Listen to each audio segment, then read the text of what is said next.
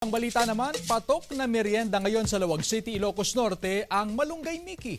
Ating tikman sa report ni Gab De Luna ng GMA Regional TV 1 North, Central Luzon. Hindi nawawalan ng tao sa tindahan ng Mickey na ito sa Barangay Santa Maria, Lawag City, Ilocos Norte. Kahit mainit, sinasabayan ito ng kain ng mga customer.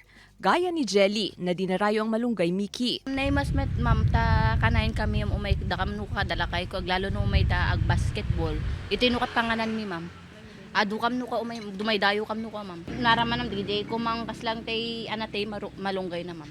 Ayon sa negosyanteng si Joseph, bata pa lang alam na niya ang sustansyang taglay ng malunggay.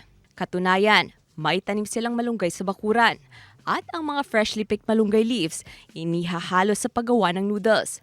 Minamasa ito kasama ang harina at tubig. Saka ilalagay sa pinakulo ang sabaw ng Mickey. Upang mas maging malinamnam, dinadagdagan pa ito ng chicken, carrots, bawang, dahon ng sibuyas at itlog. Makalipas ang ilang minuto, ready na ang Malunggay Mickey. Nung nasa elementary pa lang ako, nagbebenta na ako ng malunggay sa amin, sa Pagudpod.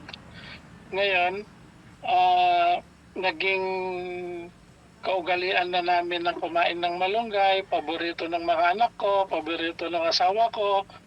Kaya yun ang tinanim ko doon sa gilid ng bahay hanggang sa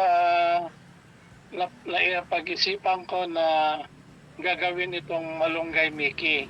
50 pesos ang per serving ng Malunggay Mickey. Pinaghahanda naman nila ang lalong pagdami ng mga customer ngayong tag-ulan. Mula sa GMA Regional TV 1 North Central Luzon, Gab De Luna, nagbabalita para sa GMA Integrated News.